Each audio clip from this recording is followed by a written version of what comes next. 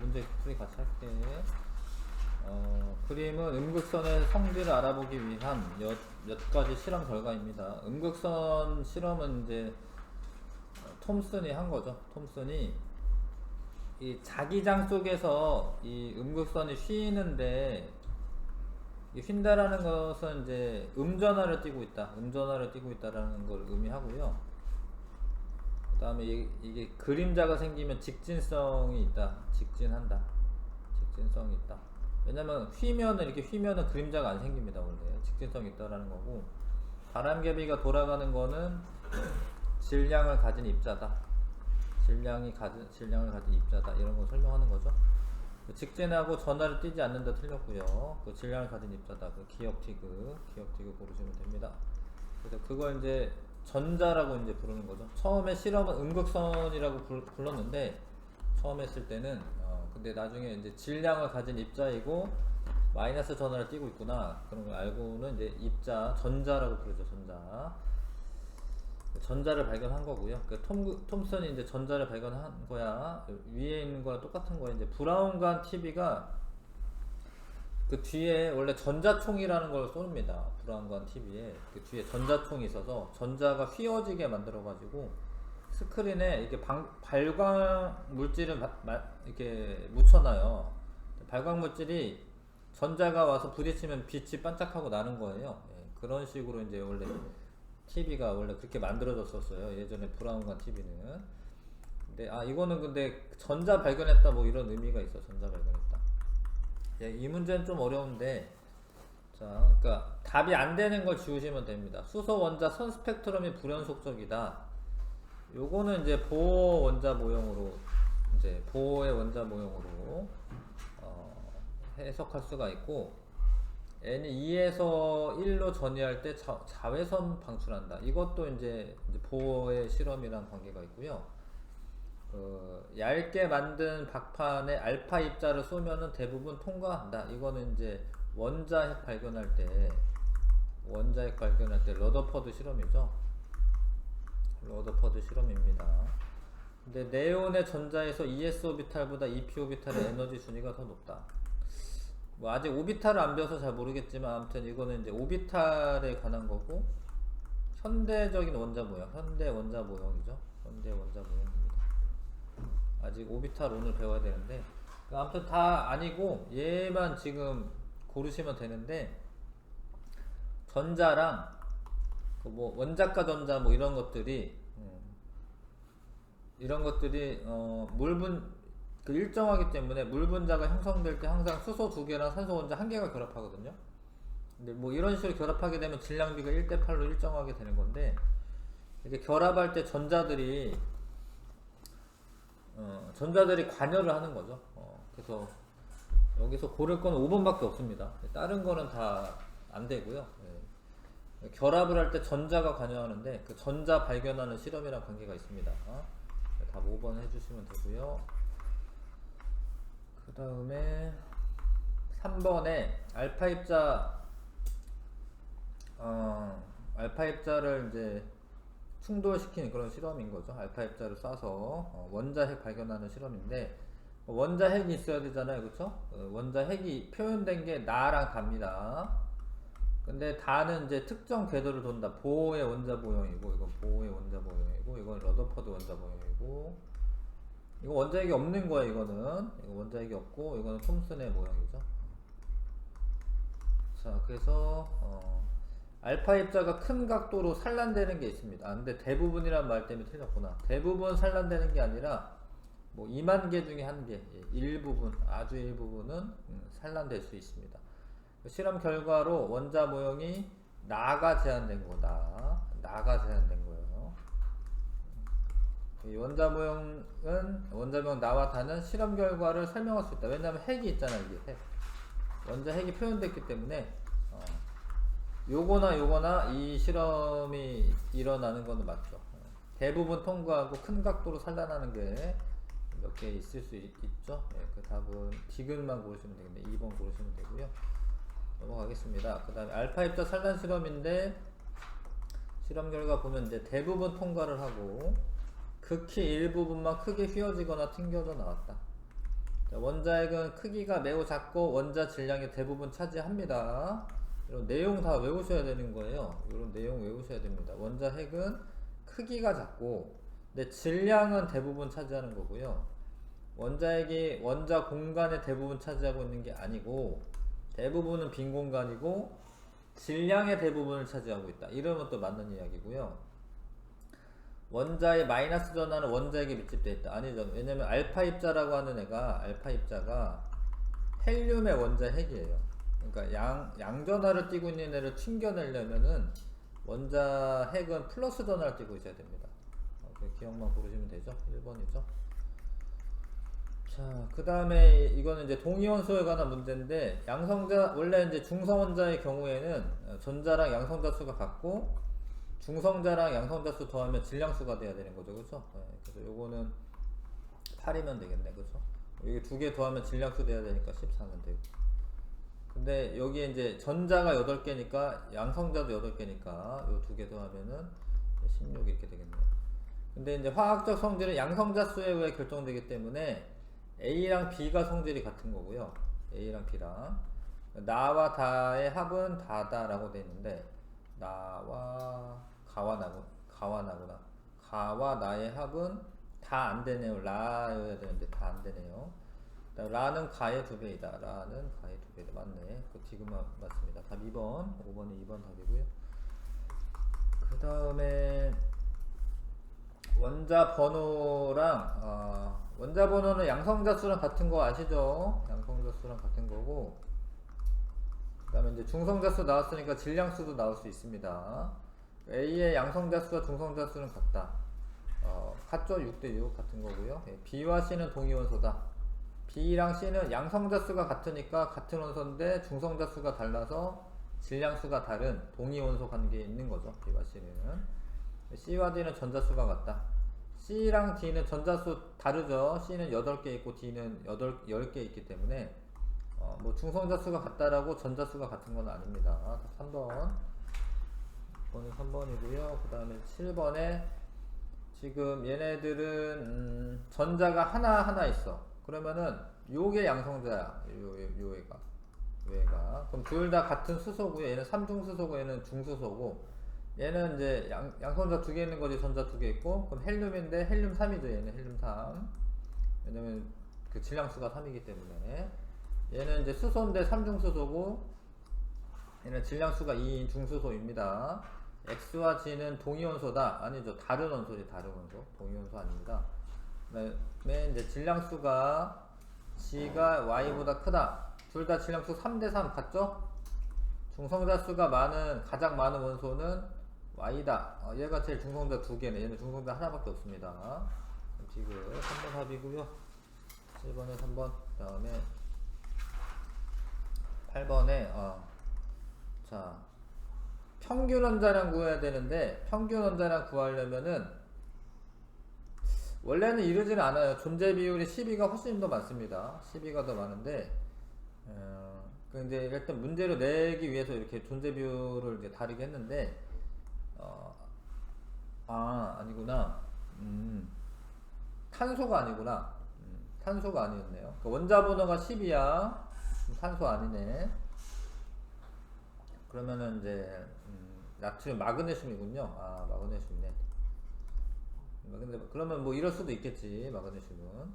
그 다음에 요거는 이제 17번이고 17번이면 염소입니다. 염소긴 해요.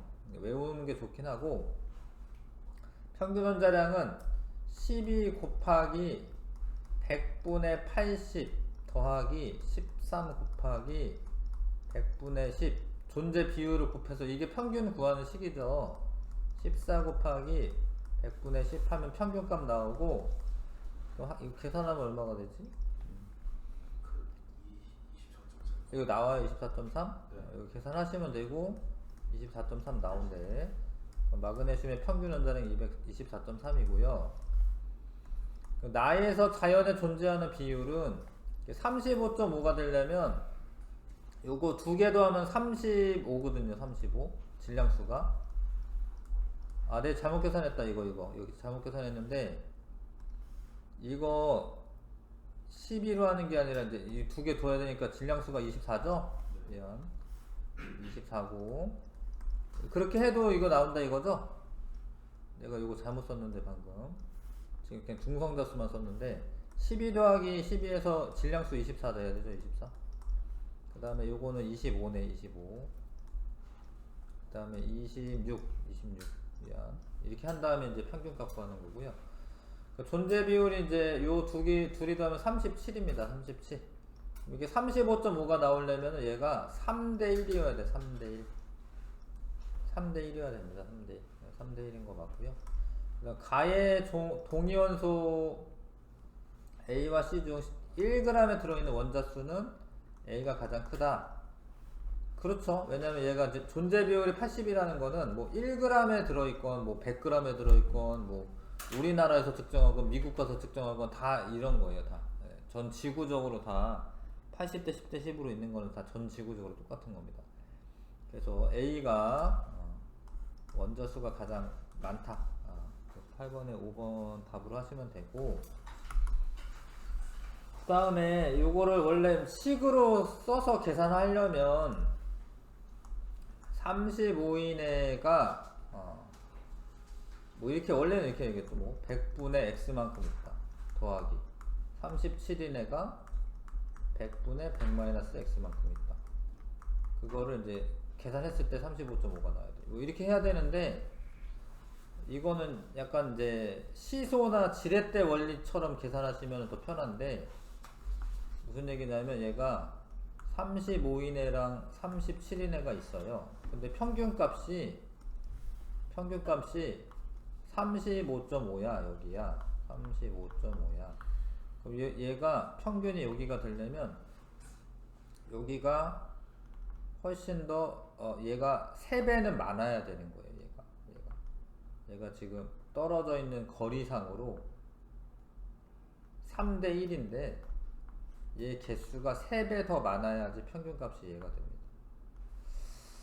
그렇게 하시면 되는데 이렇게 식 세워서 요거 푸는 게 더 시간 오래 걸리기 때문에 비율로서 얘가 35인회가 4분의 3 있고 37인회가 4분의 1 있으면은 요게 35.5가 나옵니다. 비율로 그렇게 계산하시면 됩니다. 5번 답이고요. 답은 5번 하시면 되고 그 다음에 그래서 요거는 좀 이거는 실질적인 사실이기 때문에 좀 외워두셔야 돼요. 이게 35.5로 계산하려면 얘가 75% 있고 얘가 25% 있는 거야. 이거는 자주 나오는 거니까 그냥 외우셔야 돼. 염소는 그렇습니다. 염소는 진짜로 이제 3대 1의 비율로 있습니다. 이거는 외우시는 게 좋고 요거는 계산을 해야 되네. 계산을 해야 되는데 계산하라고 돼 있는 또 계산하라고 돼 있나요? 그래서 가는 나의 4배다. 가는 나의 3배네. 3배고요. 다 구해야 되네. 63 곱하기 100분의 69 평균값 구해야 되니까 65 곱하기 100분의 30.8 해서 해야 되네요. 하여튼 요렇게 해야 하는 거야. 요렇게 하는 거고 구하면은 이게 그러니까 이게 만약에 봐봐요. 이게 지금 답 찾으면 되는 거니까 만약에 64 나오려면 요거랑 어때야 돼? 같아야 돼, 그쵸? 같지 않잖아. 얘가 더 많잖아. 그럼 63. 얼마 이렇게 나와야 되지. 63. 얼마. 64 나오진 않아. 그리고 이거의 화학식량 중 가장 큰 값은 얘다. 이건 동위원소를 고려하는 문제인데 화학식량이 이제 요런 애가 Y가 65짜리가 Y가 들어가고요. 65짜리가 X 두 개에 37짜리가 두 개가 들어가면 화학식량이 가장 큰 값이 나오는 거죠. 무슨 얘기인지 아시죠? 그래서 이 동위원소 중에 이 Y에 65짜리가 들어가고 이 동위원소 두 개 중에 37짜리가 들어가면 화학식량이 가장 크겠죠. 이거 계산하면은 139가 나오는 게 맞고요. 그 답은 3번 하시면 되겠네요. 알겠어요? 이게 동위원소 가운데 2해가 결합할 수도 있고 2해가 결합할 수도 있는 거와 똑같이 근데 원자량이 큰 화학식량이 가장 크려면은 이 둘 중에 얘가 결합하고 65 이내가 둘 중에 얘가 결합하면 됩니다. 근데 얘는 두 개니까 x2잖아요. 곱하기 2 해야겠죠. 됐지요? 네, 그 다음에 요런 거 요것도 동위원소에 관한 문제인데 좀 숫자가 어렵게 되어 있네요. 숫자가 어렵게는 되어 있습니다. 얼마 정도 되는 값인가 이게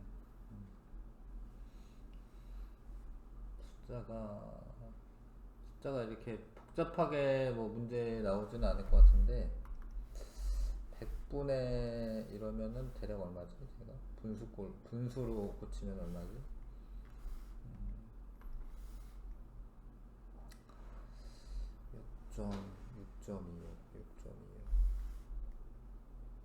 6.25로 나눠볼까? 56.25 나누기 6.25 9네 9 비율이 지금 9대 37.5를 6.25 9대 6대 1이네요. 9대 6대 1이야. 네. 그러니까 이게 원래 이런 숫자로 나와야지 정상이긴, 그러니까 문제가 이렇게 나오는 게 좋고. 네.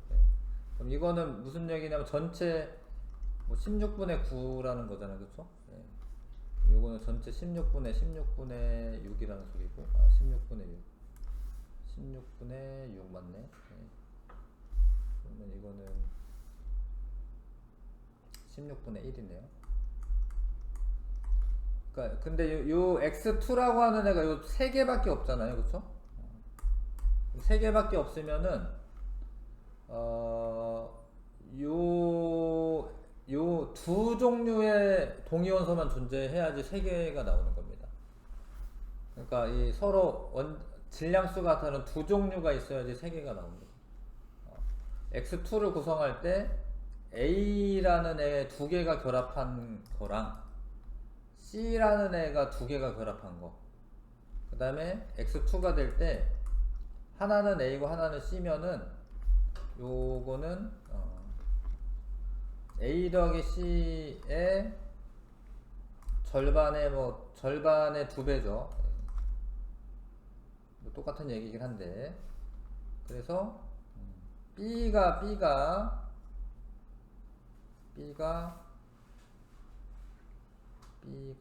A 더하기 C A 하나 C 하나 여기 2를 해놨으니까 여기는 2A 맞고 여기는 2C 맞고 여기는 A 더하기 C인데 그게 2C 2B니까 B는 2분의 A 더하기 C네.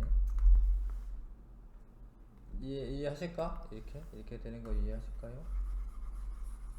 그러니까 얘가 지금 3종류밖에 안 나오려면 동위원소가 2종류밖에 없어야 되고 2A가 나온다라는 거는 하나가 X2잖아. 지금 분자가 X2잖아요. 그쵸? 얘도 A오고 A오면 2A가 나오는 거고. 맞아요? 그쵸? 얘가 X2잖아요. 얘가 C랑 C 오면은 2C가 오는 거고. 그럼 얘는 이제 하나는 A고 하나는 C라는 거거든요. 하나는 A고 하나는 C입니다. 그게 2B가 나와야 되니까 B는 2분의 A 플러스 C가 나오겠죠. 니은 틀렸고요. 이해하시죠? 그 다음에 동위원소 2가지다. 원자량이 A인 X와 C인 X의 존재 비율이 3대 1이냐 3대 1이냐 그러면은 이제 이건 확률 같은 건데 그러니까 처음에 A랑 C 가운데 만약에 존재율이 3대 1이라고 하고 할게. 그러면 처음 A가 오려면 C 말고 A가 오려면 4분의 3이죠. 4분의 3. 그러니까 처음에 이제 요런 거 봤을 때 지금 9대 6대 1이잖아요. 그렇죠? 그래서 만약에 3대 1이라고 하고 할게요. X가 2개가 결합을 하는데 처음에 얘가 A가 오려면 4분의 3이죠. 4분의 3. 그렇죠. 근데 두 번째도 4분의 3이 와야 돼. 4분의 3. 그럼 16분의 9가 돼서 이 비율로 나옵니다. 4대 3이다. 그럼 요거는 어떻게 해야 되냐면 첫 번째가 4분의 4 만약에 A가 온다 그럼 4분의 3이고 두 번째 애가 C가 온다 그럼 4분의 1이죠.